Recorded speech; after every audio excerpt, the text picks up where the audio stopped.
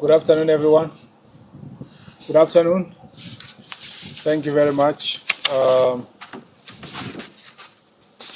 going to be making a statement and then take a few questions on the state of the police reforms in Kenya.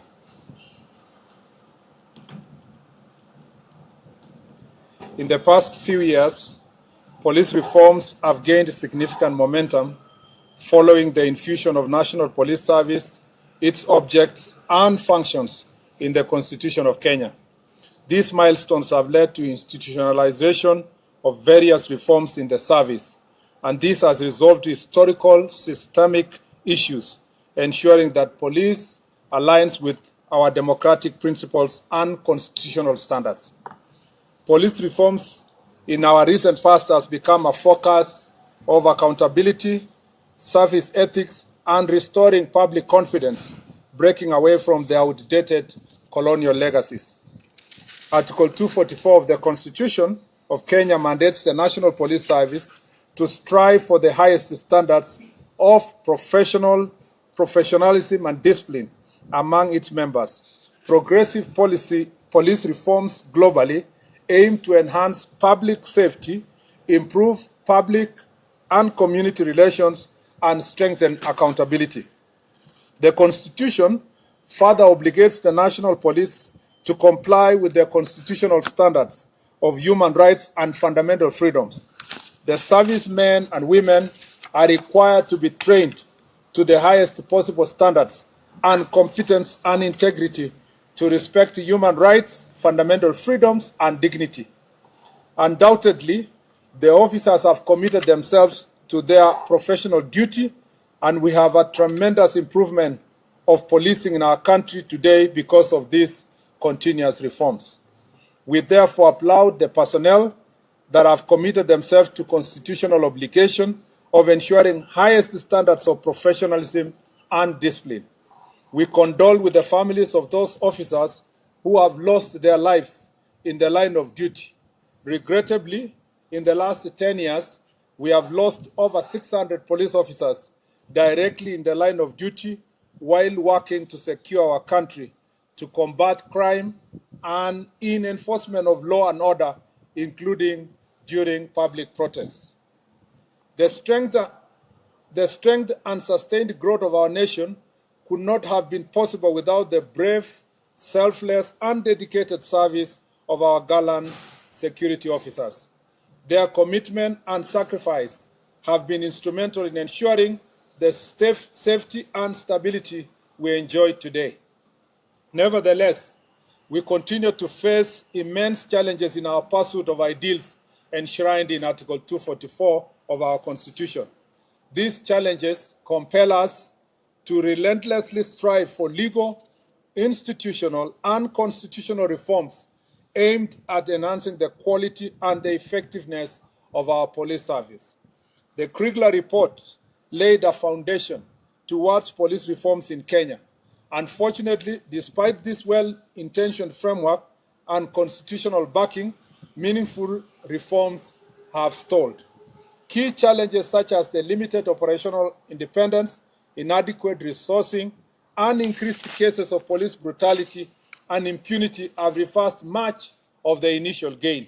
As such, the promises and ideals of Kriegler report remain largely unfulfilled, even as public demand for a reformed, accountable, and rights-respecting police service continues to intensify.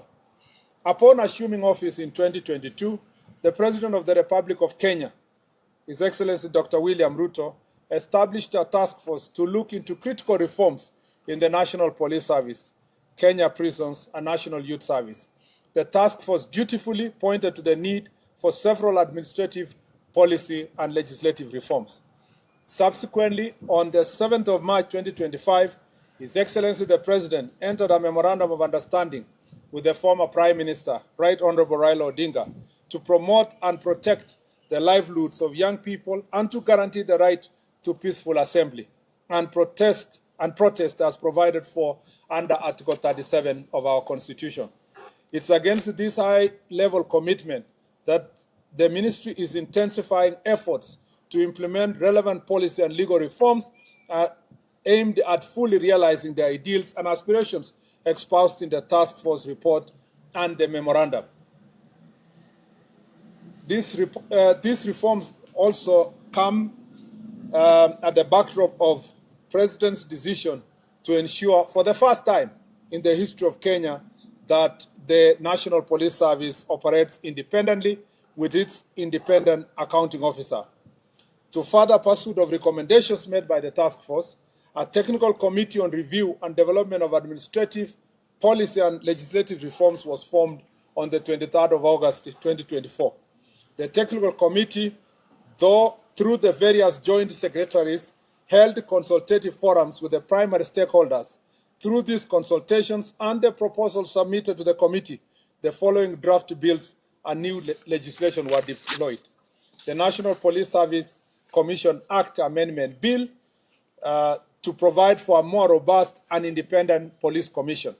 The National Police Service Act Amendment Bill to provide for improved working conditions, salaries, terms of service of the police officers. Further, to address issues of political interference, corruption, inadequate training, and structural challenges within the service. 3, Independent Policing Oversight Authority Amendment Bill to provide for further legislative framework, strengthening of IPOA to undertake its constitutional mandate. And then 4, the National Youth Service Amendment Bill to address wider strengthening of NYS with respect to logistical mobility and equipment. 5, Public Order Act Amendment Bill to provide for better management and enforcement of public law and order in the exercise of right of assembly, demonstrations, picketing and petition under Article 37 of the Constitution. The National Forensic Science Laboratory Authority Bill to provide for further support on the modernization efforts, including establishment of a National Forensic Laboratory to create 10 specialized units to handle different aspects of forensic science. The National Police Service Veterans and Fallen Heroes Bill to address various aspects of welfare of the veterans and the support system for families of the fallen soldiers. All these bills are in the final stage before they can be presented before Cabinet and then tabled in National Assembly and the Senate.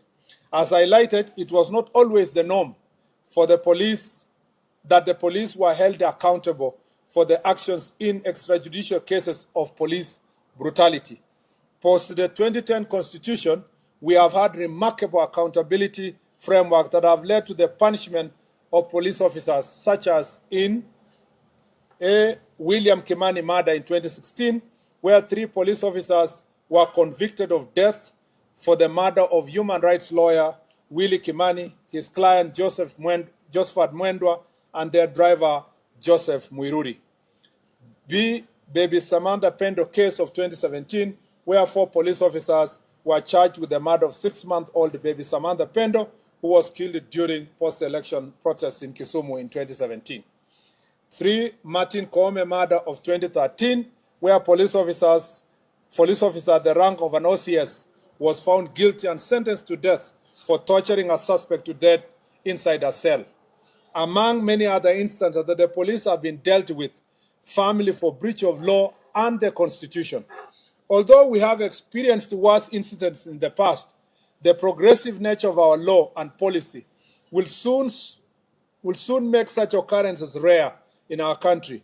Incidents such as bodies being dumped in Yala River, the case of Indian nationals killed in a container at police station, cases of abductions, incarcerations, detention without trial, and recently the death of Mr. Albert Ojwang, while in the hands of police, among others, must be punished by law, and those involved will soon be held accountable.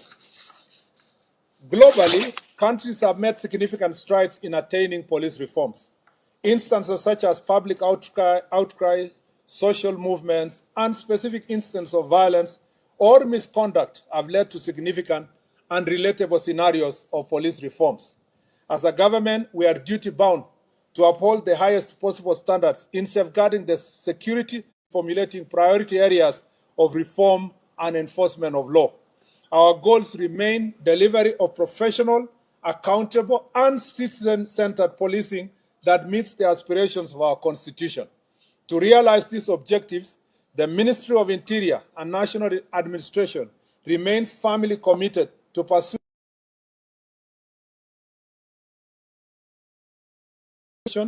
policy and administrative reforms and of international best practices.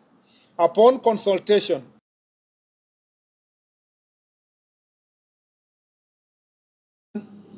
in the aspiration of fulfillment of Constitution 4, I have today directed the implementation of the following policy reforms framework in the National Police Service.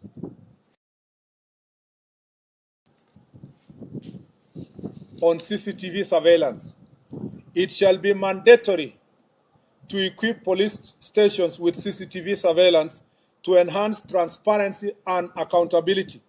All the police stations, currently standing at 1,209, shall have CCTV surveillance within the next 2 years.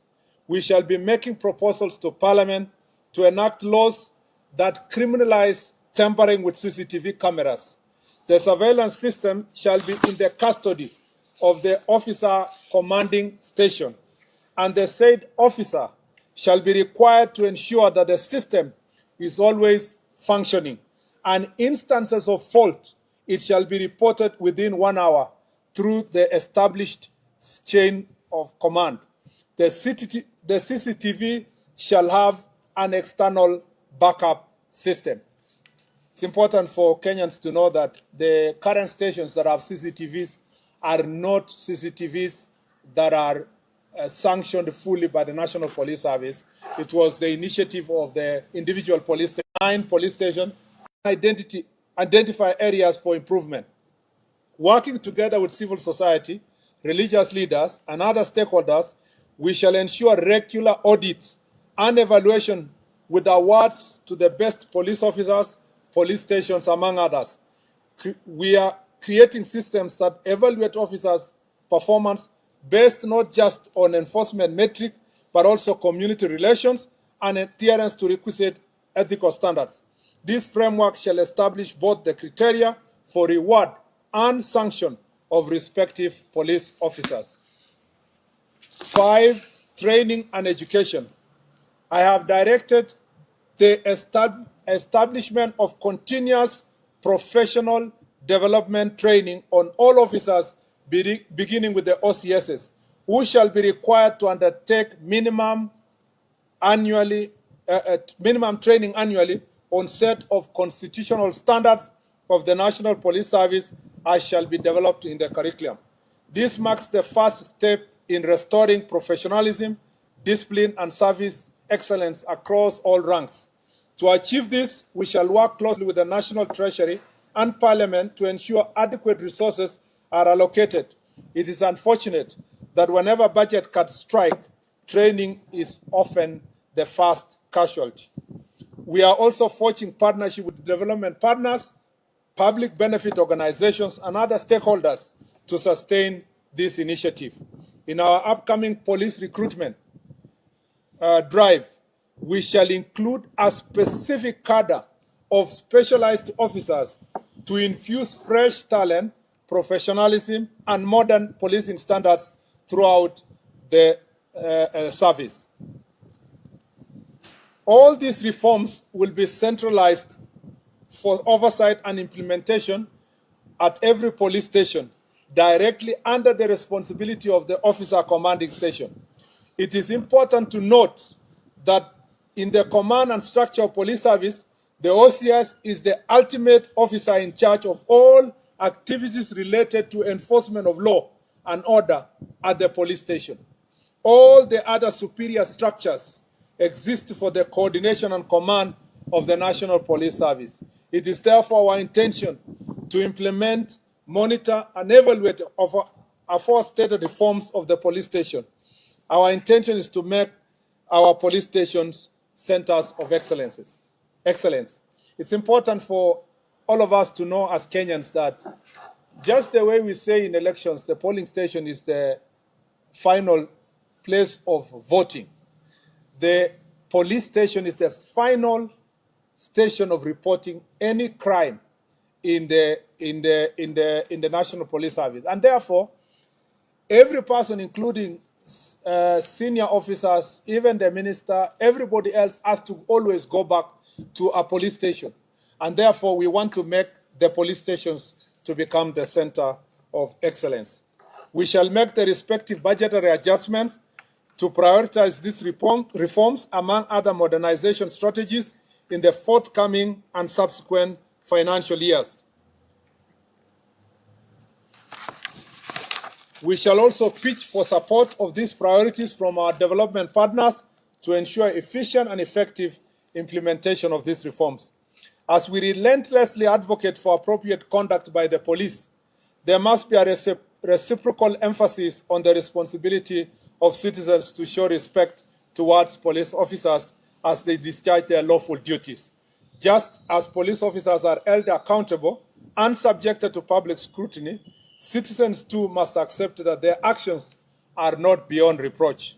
We are extremely concerned by the increasing instances where police officers have come under unwarranted attacks while executing their lawful duties. These challenges must not be ignored, and they point to a broader need to foster mutual understanding, accountability, and respect between the police and the public. In some instances, the nation has watched in disbelief as individuals forcefully entered protected areas such as parliament and police stations, with incidences such as burning police vehicles and destruction of government installations. Equally alarming are cases involving mob justice, acts of banditry, and illegal possession and public display of firearms. Such acts not only threaten national security, but also undermine rule of law. In conclusion, I wish to give my highest assurance that the Ministry of Interior and National Administration, working in concert with other government agencies and in close collaboration with the people of Kenya, will continue to pursue and implement the much-needed reforms within the security sector. This process will be progressive and guided by the constitutional values, best practices, and the unwavering pursuit of justice and professionalism. I thank you. Are there any questions? Yes. We shall, for all the questions, please name and maybe the media house you represent. Okay.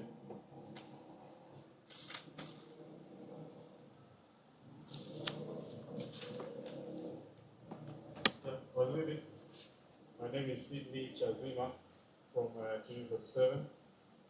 And my question goes to what you just mentioned right now.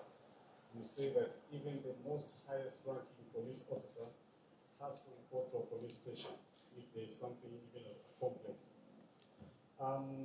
In the run-up to the death of Albert Ojwang, we've heard that the DIG Lagat had a complaint about it. We would like to know which police station you reported to, if there's an OB, and if it is the DCI, was it documented or just a word of mouth? Then, secondly,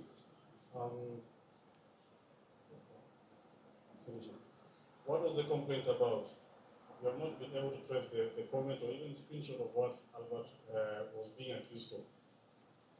And finally, I've asked if there's an inventory of how many tenders or weapons that the government has entered into since 2023. Now that there's a complaint that weapons from Kenya have made their way to neighboring countries. Thank you. So just take one question from each so that you allow others to ask questions. Yes, I will take 3 questions at a go. Jina langu ni Laban Shabani kutoka NTV. Bwana Waziri, umetaja kwamba pia maafisa wa polisi wamefariki wakiwa kazini. Lipo suala la wajane wakifuata pensheni.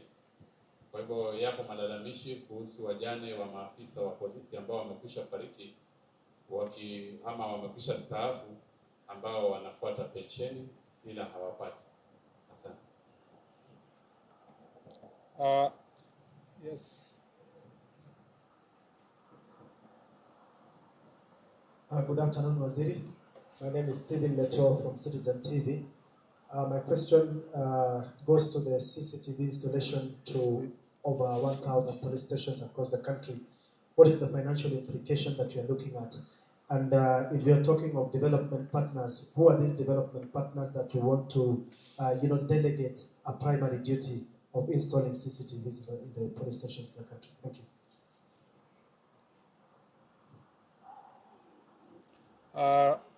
Let me start with on the issue of on record in the Senate, and therefore because of the advancement of the investigations, I'd rather leave it to that position.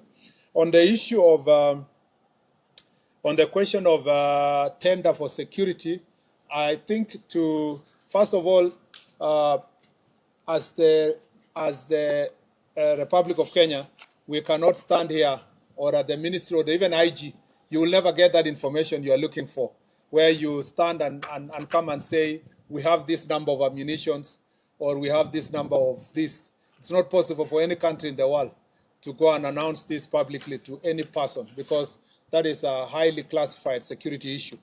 However, I know where you are going. Your question was related to what was in the media about munitions and issues of other countries.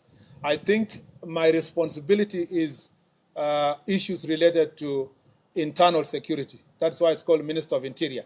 So I have my responsibilities only confined to issues that are related to security in our country. Other issues that are happening between Kenya and neighboring countries or other parts of the country are better addressed through foreign affairs, not internal issues. I'm confined within the boundaries of our country insofar as issues of security is concerned.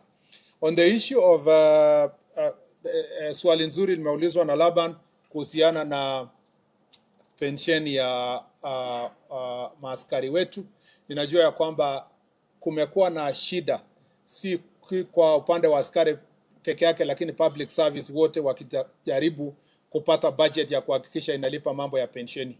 Lakini uliposikia vile nilisoma, baadhi ya mabadiliko ama reforms ambayo tunafanya inahusikana na Veterans Bill.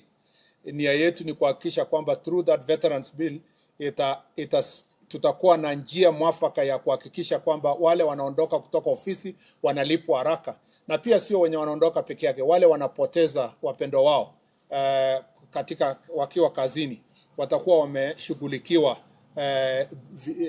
ipasavyo. Ndio unaona hiyo Veterans Bill ndio moja ya yale sheria ambayo nilisoma ambayo tunataka kupitisha ifikie bunge ili tukue na njia mwafaka ya kuhakikisha muda ambayo inahitajika kulipa pension na mambo mengine. Hata hivyo, kupitia bajeti ambayo National Police Service imepata, kumekuwa na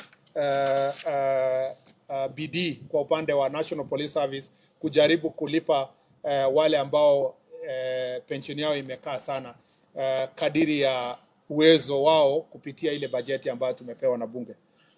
Kwa mambo ya financial implication, I want to say that we will leverage on the working relationship we have with the Ministry of ICT and with the support of also CAK, Communication Authority of Kenya.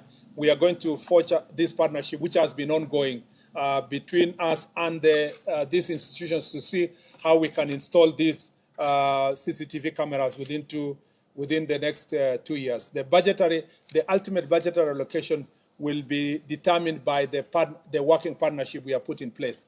I need to say that we are not saying we are abdicating this responsibility to our development partners. And I am very clear in my mind that it is not the responsibility of the development partners to do so. It is us, but we leverage on the working partnership that are already existing. Some of the partnership are between us with the UNDP, which is already ongoing partnerships, between also us and the World Bank, between the government and the government of UK, and between the government and European Union. These are existing partnerships that are cut across ministries. But particularly for this ministry, we want to retrofit the programs that we have been having with them and see if we can urgently put some of the already committed resources towards making the police station a center of excellence and making it mandatory for all these police stations to have the CCTV cameras. I also needed to say that it is not just enough to talk about the CCTV. We are speaking about police stations that have very old infrastructure. Some of the police stations are actually colonial infrastructure. So it requires also building of the infrastructure itself. And again, through our Jukwaa la Usalama and our engagement with national government Constitutional Development Fund, we've been seeing ways of ensuring that we modernize most of these police stations, because you can also may want to put new ICT materials, the laptops, the CCTVs, and the Wi-Fi and so forth in an environment that has very old infrastructure or even barely existing infrastructure. Some of the police stations are Mabati police stations and so forth. So we will want to, as we work on the accountability and transparency in the police stations, we want to ensure that we build on the infrastructure within the police station. The last three questions. Yes, when I was saying my name is Steve Radio, there's been a clamor and push from a section of Kenyans for the DIG Lagat to step aside, and some are even threatening to put the street from tomorrow. From where you sit, do you think that's the prudent path to take you to suppress the tension and the pressure of protest ahead of tomorrow? Thank you. Mr. CS, my name is Winfrey Olino from KTN. You've mentioned digitization of current books, and this is not something new. We actually heard of it firsthand in the previous regime. So what is the progress with what the previous regime had started, and what really is the update based on what you had told us before as the ministry? Thank you. The last one, if any, and if none, then I appreciate. Good afternoon. I'm Camila Lunani from K24. And I was asking, or many Kenyans are asking, when will this end? Like, when will the police brutality end? So that Kenyans can have trust in the police with their lives, with certain issues that they may be going through. Can we believe that the police will take care of us?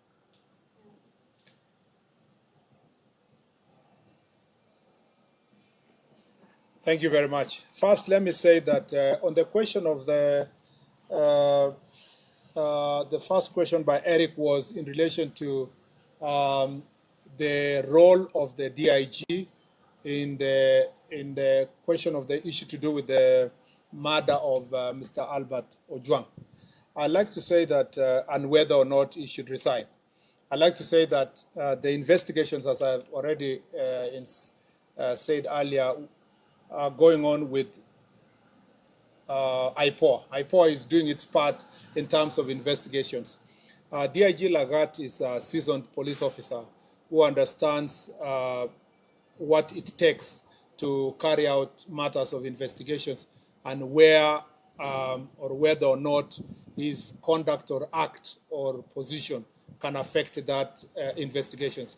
And I think we will cross the bridge when we reach there, when there is a closer relationship between the investigation that IPOA is doing and what he considers to be an interference, I think we will cross that bridge when we reach there. At the moment, let's leave the IPOA to do its part, but also the DIG himself to assess the extent of his involvement based on the investigations that are going, or his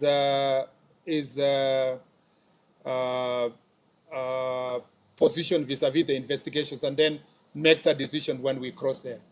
I would not like to be the CS who will make that decision for him.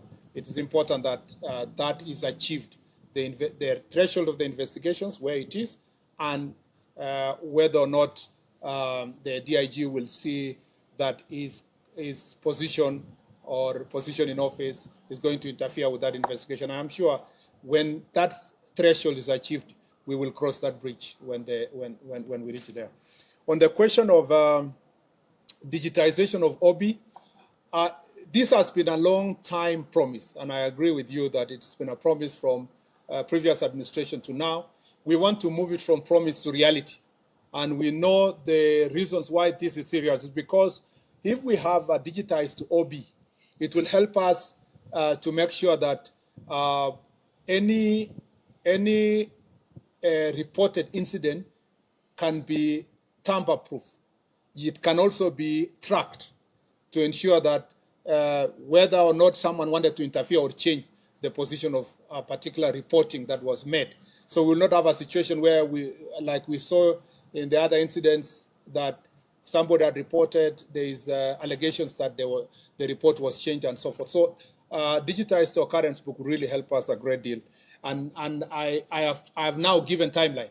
Maybe in the past there was no promise of timeline. I've given in the next 1 year, we would like to see a digitized occurrence book. And then lastly, Camilla has asked a very important question. When will police brutality end? We would like to see that police brutality ends now. It is the duty of any right-thinking member of society, including our cabinet secretary and government, to see that police brutality ends immediately. Because it is not right that police stations, for example, or police officers who are expected to protect the citizens are brutalizing citizens. But as you know, reality on the ground is that this is an area that governments and countries all over the world have struggled with over time. Even the most advanced democracies, like the case of the US with the George Floyd a few years ago. But very conscious societies will ensure that when an incident happens like the one for Mr. Albert Ojwang, you don't, as unfortunate as it is, you don't allow that incident to be part of the statistics. It's also an opportunity for us to rise up and say, what else can we do? Like in the instance that we have proposed here, what else can we do to make the police station safe in respect and honor of those who have suffered, like the case of Albert Ojwang? That way, we can put meaningful, we can have meaningful results based on the otherwise negative and terrible incident. We can be able to turn around and say, so that doesn't happen to any other citizen, this is an opportunity again to up our game in terms of reform. But if you ask me, this is an area that is long overdue. But as I read in my statement, we've made significant improvement from 2010 when we promulgated our new constitution, and we can do even far much more. But I also need to ask our citizens that we need to support each other. We need to support the police officers. If you are, like the case that happened the other day, somebody's outrightly assaulting a police officer, you know, insulting a police officer, provoking. You are holding a machete. You know, you saw the case of Nakuru, someone is having a panga and showing directly to the police officer. And we are all as Kenyans not enraged as if a police officer has shown or pointed a gun to a civilian. It should apply both ways. And I request you in the media, please stop profiling criminals and calling them protesters. I saw in one of the media houses the other day, somebody's announcing, saying, oh yeah, some of the protesters have burned vehicles, some of the protesters have looted. How do you still give them a constitutional status of Article 37? Protesters are expected to be civilized people who are making a statement, not the ones who are burning vehicles, looting shops, attacking civilians, throwing stones at the police officer, burning police vehicles. We have very few police vehicles, but many of them have been burned in this instance. Burning a police station, invading parliament. I am yet to see a media house that calls out all those who invaded parliament. In any civilized society in the world, anybody who invaded parliament would have been called a terrorist, straight, in many countries. But here in Kenya, we are still saying peaceful protesters invaded parliament. How can invasion and peaceful survive on one sentence? It must prick our conscience that See, you've seen protests in other parts of the world, people marching peacefully along streets and making their statements. And that's why part of the law that we are proposing is to create an opportunity for public order to give people the space to do protests in an environment that is peaceful and that is respect constitutional responsibility of every one of us. Asanteni sana, and God bless you. Thank you very much. Asante sana. Thank you.